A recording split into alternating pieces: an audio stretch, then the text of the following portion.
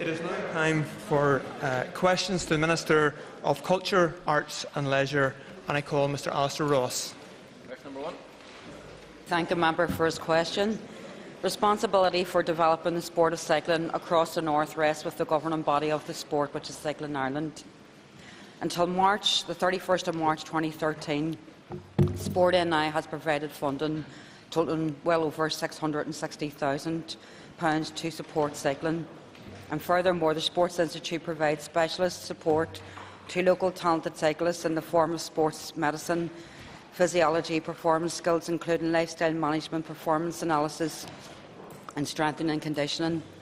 Through its Active Schools programme, Sport NI is encouraging schools to develop linkages with the local cycling clubs. Sport NI is represented on the DRD Travelwise Active Travel Forum, which also includes a range of cycling bodies. The forum's work streams include the development and implementation of action plans to take forward cycling in schools and community. I call Alistair Ross. Thank you, Mr Deputy Speaker. This morning I was at a very windy Giants Causeway where Stephen Roach was inducted into the Hall of Fame for the Giro d'Italia. And obviously we're now only a matter of months away from one of the biggest events ever to come to Northern Ireland from hitting the streets. That will obviously have a massive impact in terms of the interest in cycling and the number of people who hopefully will take up the sport. Can I ask the Minister if there's any further development in terms of getting a velodrome in Northern Ireland? I know that she previously said that the business case had been unsuccessful in the past. Has there any further work been done on that, or is there any prospect of getting a velodrome in the future? Well, the member will know that the velodrome business case previously just didn't stack up in terms of numbers. There's a feasibility study underway now which we're considering, and it is up to the governing body, which is Cycling Ireland, to press forward with the department and Sport NI for a business case. I look forward to seeing that in the future. I know, even anecdotally, but even through evidence and through the legacy of the World Police and Fire Games and previous to that, the Olympics and Paralympics, that the sport of cycling is increasing in its popularity, and I have no doubt that after Giro that will continue to flourish. So I'm looking forward to seeing the plans for the future. I call Karen McKevitt.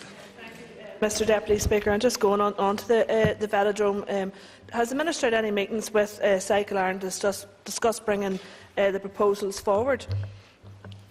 Well, the member will have heard the question. The answer I give to the Alistair Ross.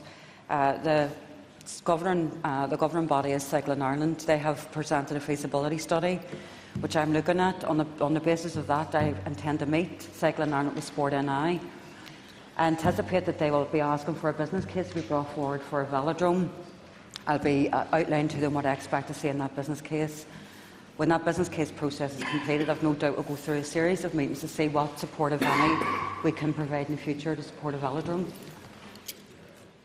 I call Sandra Overend. Thank you very much, Mr Deputy Speaker. The member for East Antrim mentioned the Giro d'Italia, and obviously this is our opportunity to give cycling an additional boost here in Northern Ireland. And I wonder, can the Minister tell the House if she has had any discussions with cycling clubs?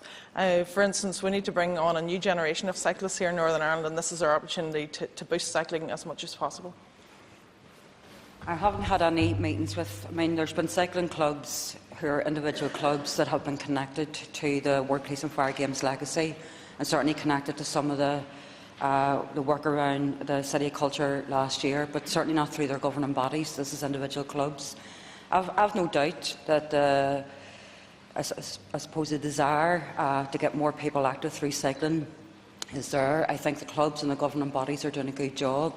I anticipate that work, along with the needs to be met through the feasibility study, and also to ensure that if and when the business plan comes forward, not only does it include the work of the governing bodies, but it includes work of grassroots clubs, cycling clubs, right through to the elite performance, and that is really important. And that should be, if anything, that we need to be reminded of, should be one of the legacies coming out of Giro, as well as previous sporting events that we've held in these shores. I call Cathal O'Hushin. The Minister may be aware that a report yesterday indicated that some 800 million people will be viewing the Giro d'Italia around the world. I wonder, just with that, the impetus to consider commissioning a business case should stack up, and will the Minister certainly consider that? I thank the member for his question. I'm actually delighted to see so much interest in cycling, indeed, for a velodrome. And the member's right, you do need to see a business case, you need to see it stacking up. So it is really important that once a feasibility study has been completed, I've discussed it and considered it, and meet with the governing bodies, with Sport NI, to talk through what the next steps are in terms of preparing a business case. With that business case is going to be crucial, and it will have the detail that is needed in order, if it is proven, which I have no doubt it will, but if it is proven that there is a business case and there is a need to provide a velodrome, then we need to work out what our next steps are. But we have a long way to go before we get to that stage. Moving on, I call Oliver McMullen. Question 2. Thank the member for his question. Within the Department's arm's length bodies, Libraries NI Board has decided that any additional signage in libraries buildings should be in English, Irish and Ulster Scots. Sport and I have also advised that while signage provided by them is in English, they can provide alternatives in Irish and Ulster Scots as appropriate. Forest na Gaeilge offer funding for bilingual signage to business under Grow Business campaign. This funding will be awarded on a 50-50 match funding basis between the applicant and Forest na Gaeilge. The applicant must have matching funding available, and the maximum available under this scheme is up to £2,500 or £2,250 or €3,000, depending on the proposal or the proposed project. At this stage, the Ulster Scots Agency has no such programme available. I call Oliver McMullen. Thank the Minister for her answer. Can the Minister tell us what else is available from Forest na Gaeilge through its scheme? In terms of additional support for signage, funding, as I said in the main answer, will be awarded on a 50-50 match funding basis. And as well as signage and indeed marketing, Forest na Gaeilge also look at new replacement signage, and again up to the value and the maximum of €2,200 and €3,000. Bilingual packaging, match funding again up to a maximum value of €1,250 or €2,000, and a maximum award up to £400 or €500 will be applicable to those looking at baggage or shopping bags. Websites again will be awarded on the basis of the practicality, and again on the basis of match funding up to the maximum value of £750 or €1,000. Other bilingual and signage and Irish language materials, match funding again up to £750 or €1,000 will be awarded, but it has to be relevant to the business and are deemed appropriate. I call Dominic Bradley.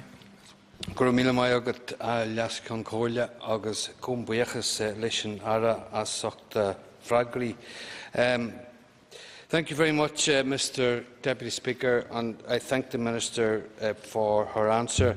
And Viatin Kisht a Coronara, Caddis Fager Lina Rinni Yenu, Lishan Scheme Shaw, Grow means business, or Lahanu, or Fud and Limister Shaw.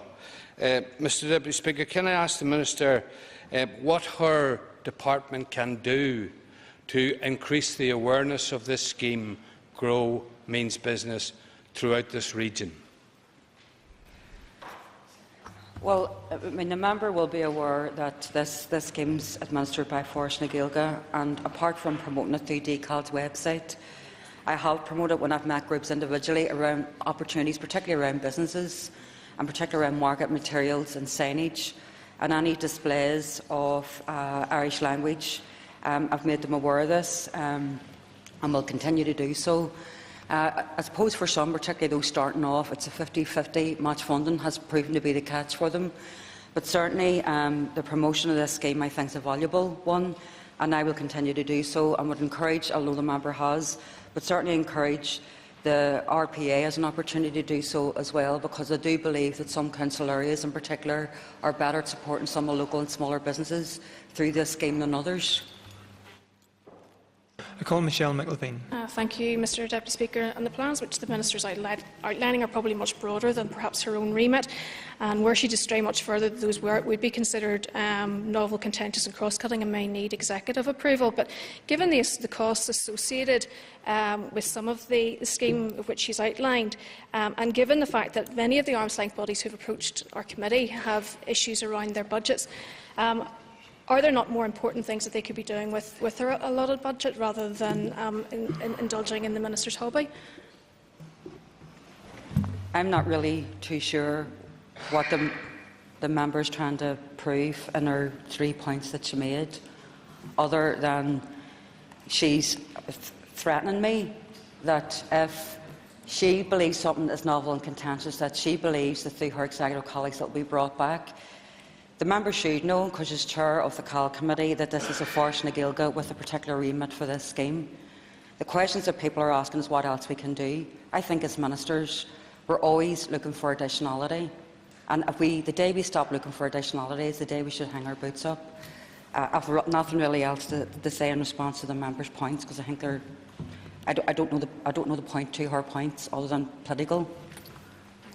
I call Jerry Kelly. Question 3.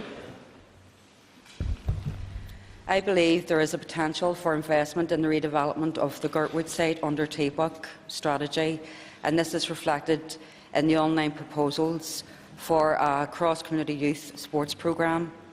The proposal outlines the delivery of a community sports hub in conjunction with other providers to create both sports opportunities and facilities for the community, and employability enhancements and improve coaching qualifications for the young people of the surrounding areas. This approach can serve and can be tested as a model of development elsewhere to deliver sustainable TBUC impact. My department is currently engaging with DSD and others to ascertain what sporting facilities may be required at Girdwood and how these can be a catalyst for promoting social inclusion and tackling poverty in the surrounding areas. I call Jerry Kelly. I wonder would the Minister maybe elaborate a wee bit more on the potential programmes and their in relationship to the outlying communities and the other ministries involved. Well, as I said in my answer, I've met with the Minister for Social Development and I've met with Belfast City Council, albeit just in the general development of the Girdwood. I'm certainly looking at things like the sports, the University of Ulster and the Sports Institute having some reflection along with the Belfast Met, have some buy-in and some connection, because when we're looking at coaching, we're looking at opportunities, particularly for children and young people, or young men and women who didn't succeed in formal education but are interested in sport and have been good role models and mentors, how we can support their career and personal development. So to that end, I'm looking at further needs discussions with colleagues from DEL and DE and indeed other departments. But it is important, and as I answered in the main answer, it is important that the surrounding communities around Girdwood, some are the most deprived, have an opportunity not just to see what's happening, but to be part of it. I call William Humphrey. Thank you, Mr Deputy Speaker, and I thank the Minister for her answer.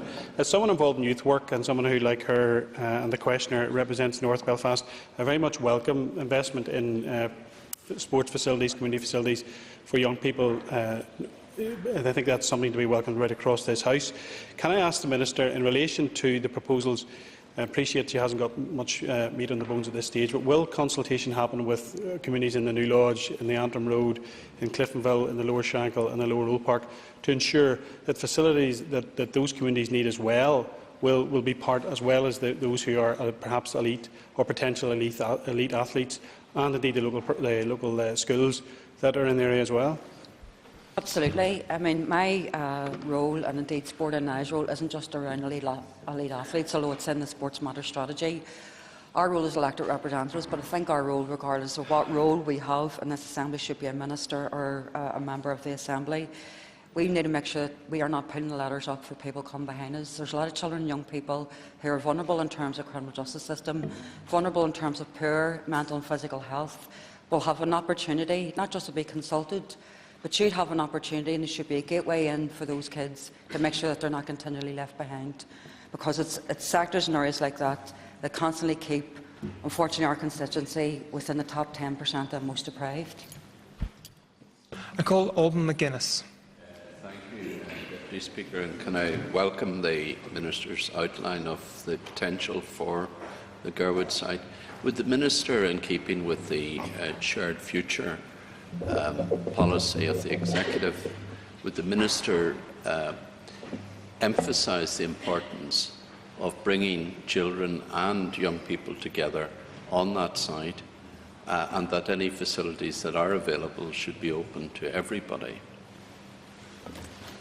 No, I absolutely agree with the member, and it needs to be done on a basis that it's inclusive to everybody. It's about need, it's not about creed. So any facility that is developed, should it be sport, housing, education, employment, investment, needs to be done on the basis of objective need. And when that is done, when you look at objective need, then shared future will follow. I call Michael McGimpsey. Thank you, Mr Deputy Speaker. And can I welcome the Minister's response to the questions.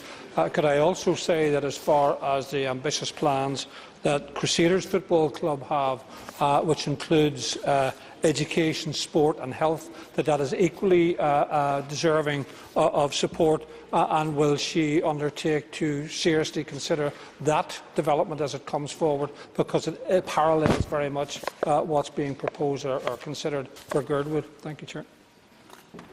I thank the member for his question and indeed for his continued interest. I haven't met with Crusaders Club about their proposals. I look forward to receiving an invitation to meet them. But I know that the work that they're trying to do, particularly around involvement through education and sport and physical activity, particularly for young men who have been excluded in their communities, who feel excluded and who feel that any opportunities come their way really aren't for them.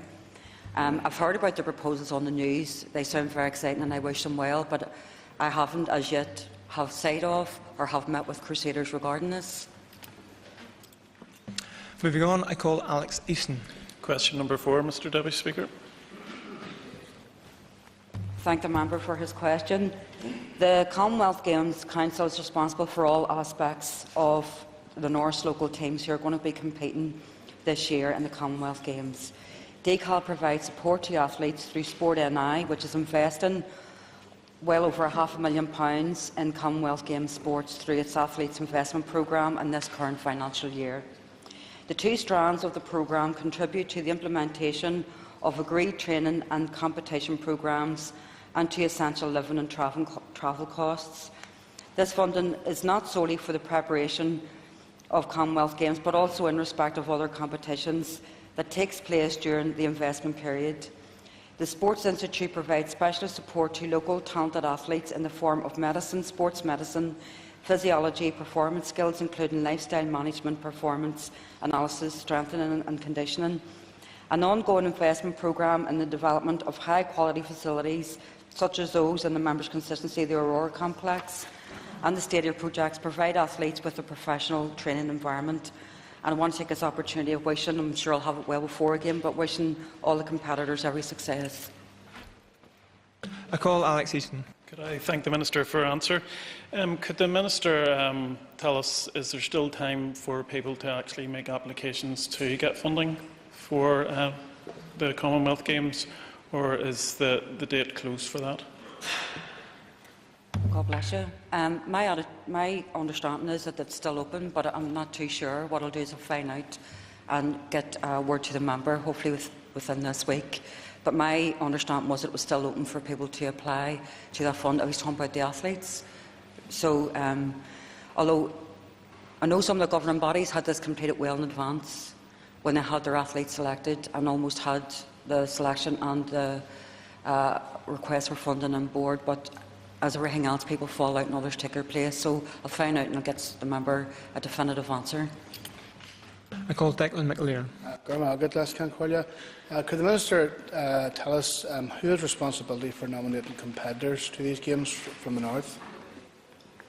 Well, in the first instance, it is the responsibility of the governing body to nominate players for international or multi-sports competitions. The governing body may choose players for competitions in accordance with arrangements that have been agreed with the Council, the athletes and perhaps some of the clubs. But at the end of the day, it is up to the governing bodies. Call Sean Rogers. Thank you, Mr Deputy Speaker. Can I thank the Minister for her answers thus far? Minister, the Olympics 2012 and the World Police and Fire Game taught us that volunteering can be a life-changing experience for many people. What funds are available for those who would like to volunteer for the Commonwealth Games? Well, I'm not aware of any funding streams because it's managed through the Commonwealth Games Council. I know they've been working with Volunteer Now and they've been working indeed with other volunteers with the governing bodies. In the past, governing bodies have included volunteer development costs or volunteer support costs within their award, but I'm not too sure of any single organisation like Volunteer Now helped out with World Police and Fire Games and indeed the Olympics and Paralympics. But if it's any help to a member, I'll find it myself and I'll forward that information on to him. I call Michael Copeland. Thank you very much, Mr Deputy Speaker, and I also thank the Minister for her answers thus far. Minister, could I ask you if you are confident in what steps you have taken to ensure that those sportsmen and women who identify with Northern Ireland and wish to participate in the Commonwealth Games on that basis will be properly facilitated? Well, let me assure the member that regardless how people identify themselves or what nation they decide to compete under, I give them my full support, my full backing, and I have done and will continue to do. At the end of the day, it is down to the sporting bodies how they present their athletes for competitions. But just to assure the member, and indeed everybody else in this House, that I never have and will never get political when it comes to athletes. I think it's certainly below political standards to start getting involved in what nations people decide to compete for. What competitors need from us all is our full support, regardless of what their choice is. I call Sam Gardner. Thank you, Mr Deputy Speaker. Question number 5. Thank the member for his question. In 2011, the Museums Policy sets out a vision for our museum sector, and it is to create a coordinated and sustainable museum sector that develops, preserves and interprets its collections to the highest possible standards, delivers quality services that inspire, educate and engage local, national and international visitors and users, and harnesses its strengths and diversity to support economic, social and cultural development and a shared and better future. Museums recognises that archaeological finds are the physical evidence of our shared past.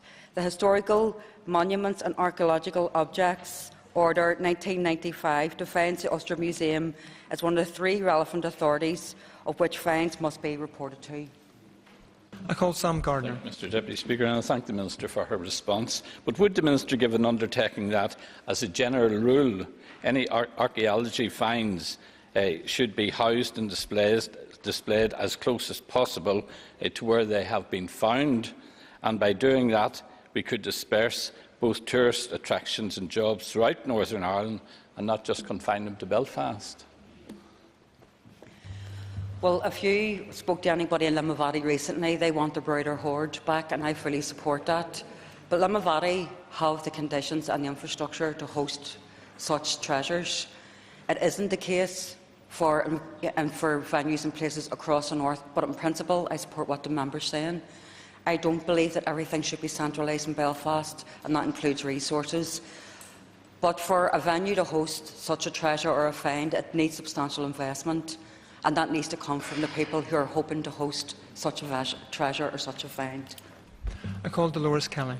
Thank you, Deputy Speaker. Minister, be aware of the recent debate in relation to archaeological finds from planning-led developments, and there were some gaps in terms of the policy, legislation and framework. I just wonder, have you had an opportunity to update and to reflect upon those gaps and bring forward some amendments? Well, I haven't been presented with legislation that needs amended, so just to assure that the member of that. However, I'm aware that there's discussions ongoing between her colleague and my colleague, the Minister for the Environment, and indeed the Environment Agency, and what role museums have in terms of advisory. I think there's a good attitude and a good approach to that. not just to honour what's in PPS 6, but also to look at what else that we all can do, the additionality that I spoke about earlier. So it's with the advice from museums, but certainly looking to see what gaps that we can bridge, and certainly, and particularly in relation to private collections, how we can get them back into public use, and how public money that will, at the end of the day, or has been spent on displaying some of these artefacts can be done in such a way that it's enduring, and indeed that it aren't just held in areas like Belfast and are shared throughout. And work between the DOE, the Environment Agency and museums and DCAL is crucial. I call Anna Lowe. Mr Deputy Speaker, as the chair of the Environment Committee, I met with a representative of the Association of the Archaeologists North and South recently, and they are telling me they are holding millions of artefacts from planning-led excavations, and those artefacts have nowhere to go. And they said, actually, down south there is a statutory building, big premises, to keep all those artefacts. And I wonder, has the Minister any plans of doing such an action?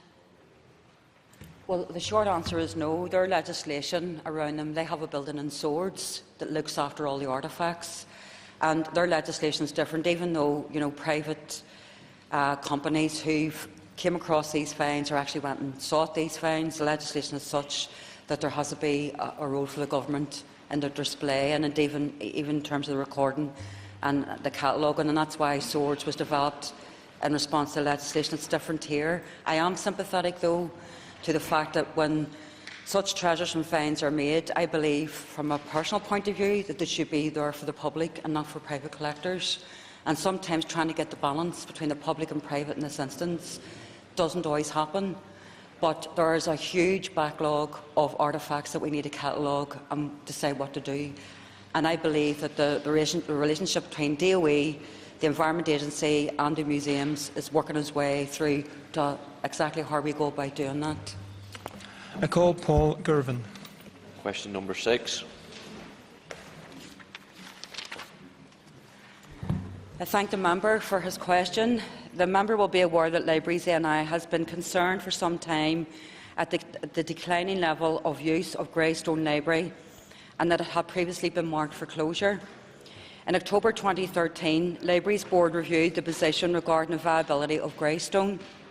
This review found that levels of use had continued to decline despite an increase in the range of core activities offered by staff. Quarterly meetings were held with the Greystone Library Action Group, but attendance has declined substantially, with latterly only one person coming to the meetings. In view of this, the Libraries Board decided that all stakeholders, including the local community, should be informed of its concerns regarding the usage of the library, and that the position will be reviewed again in October of this year. Libraries subsequently wrote to all local representatives, churches, schools and community groups in the area last November, advising them of the situation and seeking their views and ideas on improving usage. And since then, Libraries has had a number of meetings with public representatives to discuss this issue. A follow-up meeting with the MP for the area, the Reverend William McRae, and the local MLAs is being arranged at their request for March 2014 to further explore how libraries might increase awareness and indeed improving engagement with the library and its users. I call Paul Girvan. Thank the Minister for her answer, and appreciate that I'm involved in this. I'm wondering, from a departmental point of view, has there been any engagement with other departments, and in particular I'm thinking of the DEL and the Department of Education, in relation to encouraging usage and the delivery of programmes that some of those departments are currently running? Well, I thank the member for his question, indeed his ongoing concern, particularly around Greystones Library, which I appreciate is in his constituency. I know Libraries NI and the Board and the Chief Executive and members of staff are very, very committed to ensuring that as many services as possible that the library can host, facilitate and develop with other departments. They've done that. They're working with the Department of Health in terms of better promotion of mental health. They're working with DEL in terms of employment opportunities. They're working with members from DSD and local regeneration groups.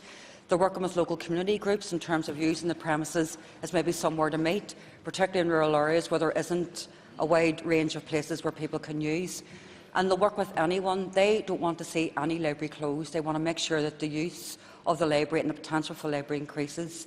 And I believe they've been, not only have they demonstrated that, but they're sincere in seeking views about how that can be continued. And that is the end of oral questions, and we now move on to topical questions. And I call Jerry Kelly. Last and the Minister won't mind me persisting a little in addition to the question I asked her earlier, but one of the questions that I didn't get asking about the Girdwood site is would she be able to estimate or give us some idea of a timescale for an announcement of the proposals on sporting in Girdwood site? I thank the member for his question, and I was nearly going to thank him for his persistence. At the minute, we're going through the TBOC process around the sports programmes, the sports facilities. Under the revenue and capital end, I have submitted outline intentions, albeit not proposals, to develop this further. It will take some time, but I am very, very much aware, not just as an MLA but as a Minister, I'm very much aware that what we need to do, where there's an opportunity for development, we need to try and make sure that there are seamless links between one aspect of development on sites and another. So with that in mind, I'm keenly aware of where the member is coming from, and along with other executive colleagues, I will try to ensure that there's a full complement of services and investment on that site as quickly as possible. I call Jerry Kelly. I was going back and listen Ira, Lahan and Fraglish, and I thank the Minister for her answer. I'm sure she can get time frame there. I know that it stopped slightly outside, and she said this in her answer. It's not only sports facilities, it is housing, leisure and education, all of which involve other departments. Is she satisfied that other departments are moving at the right pace to give us a speedy announcement in these areas, and that it is all done on the basis of a cross-community approach? Well, the answer is yes. Yes, I appreciate that I didn't give the member a timescale, but I don't have a timescale to give the member, and when I do have a timescale, I'll share that. I am happy that, particularly in working with the Department of Social Development in this instance, and DFM, that there is a commitment to ensure that where we have opportunities to develop an approach or a suite of investment on sites such as Girdwood, that we move very, very quickly. And I do believe that it is crucial that, given the complexion of this site and the opportunities, the fact that it's on an interface, it is crucially important. In fact, it's incumbent upon us all to make sure that the children and young people who are vulnerable to the community or to the criminal justice system, and indeed to poor mental and physical health and well-being, that we make sure that they're right involved in this, and there's opportunities for reconciliation also. I call Joanne Dobson. Thank you, Mr Deputy Speaker. Can the Minister give detail what assistance her department are giving to local skiers, both those who choose it as an amateur sport and those who compete for us on the international stage? I thank the member for her question. I think she was here when we spoke about some support for individual athletes, particularly at an elite level, through Sport NI. I mean, I know that even our own Kelly Gallagher, who is competing at the minute, or has just finished competing in the Winter Olympics in Russia, is one example. She would be an inspiration. But so did our Special Olympians last year as well, and they will have received support through Special Olympics. But it is crucial that where there's an interest in sport, that we take note of that we make sure that support is available through their governing bodies, and indeed us as political representatives give them support as well, because it's that sort of broad approach will actually encourage more people into sport. I call Joanne Dobson. I'm glad the Minister mentioned Special Olympics, because the Minister will be aware of the successes of 3 local athletes at last year's Special Olympics World Winter Games, including Rosalind Connolly from Portadown. So what assistance is the Minister providing to Special Olympics Ulster, especially those who train weekly at the Craigavon Ski Centre? I thank the member for her question. I had the privilege of meeting the 3 Special Olympians at Craigavon, actually last Valentine's Day last year in Craigavon Council. DCAL, along with other departments, have made significant investment into Special Olympics, and long may that continue. I'll get the member the complete breakdown for information, but it is important that investment continues.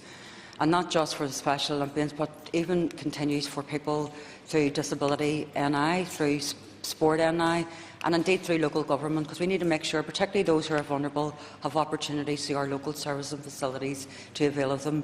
So it isn't just elite athletes, it's everybody, regardless of what their ability, that has an opportunity to compete or even just to enjoy. I call Paul Given. Speaker, the Minister will be aware of the ongoing discussions around the state aid issues to do with Windsor Park. Is she able to provide an update in respect of that matter and if a resolution has been found? Well, the update is that 14th of August last year, Crusaders withdrew their judicial review, but irrespective of why they did or not, I went to Europe and I'm still in Europe, and hopefully having those discussions concluded. I'm confident that the 3 stadia isn't a state aid issue, and I want to make sure that nobody, regardless of what the outcome of any decision is, if particularly don't like it, decides to go to court and challenge us through judicial review on the basis of state aid. So that's where at the minute we're still waiting on a final outcome, but I'm happy in the way that those discussions have progressed thus far. I call Paul Given. Thank you, Deputy Speaker. Can I thank the Minister for that response? And I know she too will share the need for this to be resolved as quickly as possible to allow the work to progress. In respect of the update to do with Windsor Park and the upgrade, there's discussions with her department and Belfast City Council around community facilities that could be incorporated into that stadia. Can the Minister elaborate in terms of what commitment that she can make to make sure that that's taken forward? Well, I'm progressing with Windsor Park, and I hope that Belfast City Council, the deadline that I have for them is that their plans, along with the IFAs, need to be completed and concluded by May. If the Belfast City Council's plans aren't concluded by May, I'm moving on with Windsor Park. It is unfortunate, but I'm not having any delays to Windsor Park because Belfast City Council haven't been in a position to complete their plans for redevelopment of any community facilities. Pat Sheaton is not in his place. Alex Easton is not in his place. I call John Dallett. Mr Deputy Speaker, I'm sure the Minister is hopping mad with the Ulster Bank, who slashed 2/3 of the budget from the Queen's University Festival. Is the Minister planning to make up the shortfall, and could she give us an idea of how she feels about the way the Ulster Bank has done this? Well, in short, I have no plans to meet the shortfall. I haven't been approached, but I can say that even with discussions I've had recently with many other festivals, that there is a challenge for other festivals to try and meet their budgets. I've been hopping mad by Ulster Bank, particularly when cards have been stuck in machines and we haven't been able to get money out in the past.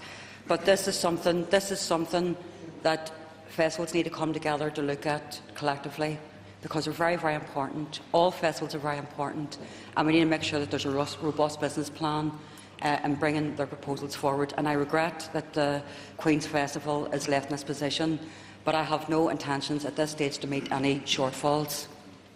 I call John Dallett. Mr Deputy Speaker, I've listened carefully to the Minister's response, and I have to say, disappointed. I would have thought at least she might well have consulted her colleagues, appreciating fully just how important this festival is in creating Belfast as a new city which welcomes everyone. Will the Minister approach her colleagues in the Executive and try and salvage this terrible situation created by the Ulster Bank? Well, just to be clear to the member, I haven't been approached by the festival to meet the shortfall. I haven't been approached by the Arts Council, and indeed I'm not even too sure if the Arts Council have been approached by the festival to meet the shortfall. But I would suggest, and I'm sure the member will support this, that would be the first place that the festival needs to go to. It needs to go to the Arts Council. He asked me a question and get him an honest answer. I have not had any approaches, so therefore it is far too premature for me to say at this stage, as members tend to do, I'll jump up my feet and go, yeah, I'll fund that. So what I'm saying is I want to see what the detail is, but the first place that the festival should go to is really the Arts Council. I call Sean Lynch. I'll get the last The Minister will be aware from a meeting we had with Loch Erin eel fishermen a couple of years ago, and she will also have learned from that meeting the damage the ESB station at Ballyshannon was causing to the eel population. Has she had any update from the ESB on this issue? Well, in short, I haven't had any update from ASB, although I have had updates certainly from my fisheries branch within DCAL, as well as correspondence from some of the angling clubs. It seems that the situation isn't improving at all, so therefore I do intend to raise it as a matter under the next NSMC meeting, particularly on waterways and rivers, because it is unfair, particularly to local angling clubs and local anglers and people who have invested their life's blood in those rivers, that ASB haven't acted in would appear not to have acted in a responsible way. I call Sean Lynch. Going Gwekis Leishner Dunfragrishin, and at the time local anglers have put conservation measures in place for the eel populations. Can she ensure that this will be raised and communicated to the anglers? Yes, I'm happy. First of all, as I said, I'm happy to raise the issue, but not raise the issue to say I've raised it and that's me moved on. And I will track and follow the issue because it is important, particularly given some of the commitments that ESB made to local anglers, that they honour those. I'm not too sure that that's happened entirely. I've had different views on that. And secondly, that we monitor this situation on an ongoing basis, because the member, along with other members, have raised this as an issue. I can't have responsibility for an eel management plan or even instruct an eel management plan with Europe on the basis of where things are at currently. We need to make sure that improvements are made in order for proper conservations and responsibilities around those conservations are in place. I call Gordon Dunn. Thank you, Mr Deputy Speaker. Can I ask the Minister to explain why the award of suicide awareness training programme to PIP's charity in 2013 to the value of £60,000 was not subject to the Public Contracts Regulations 2006 Part B?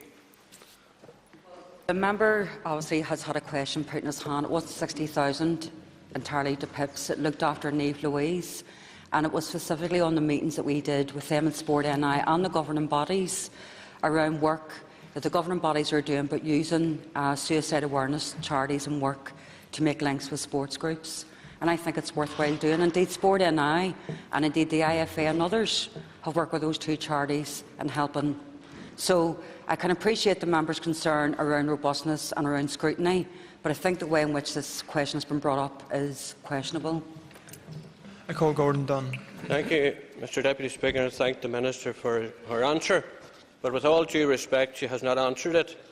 And in a written answer to my submission AQW 27495/1115, it did not clarify the procurement procedures used and indicated that the award was made via letter of offer, not through the Public Contracts Regulations 2006. Can the Minister now give us an assurance that in future all providers of such suicide awareness training will be given the opportunity to tender subject to the Public Contracts Regulations Part B? Well, I'm happy to look at the question that the members raised today. I'm happy to look at the member's question he's raised previously and the answers I've given. And what I will commit to the member today is that I'll put in writing to him and answer his question as fully as possible. And I also expect the member, if he has, and he is working with charities and working with families and parents who have been breathed through suicide, that if he is genuinely and truly interested in bringing this work forward, then I expect to see some representation, either made through DCAL or Sport NI. But I'm happy to write to the member and give him the detail he's asked for. And I'm happy to write to the member and give him the detail he's asked for, and hope that he fully supports all those who are trying to help really vulnerable people. And that concludes question time today.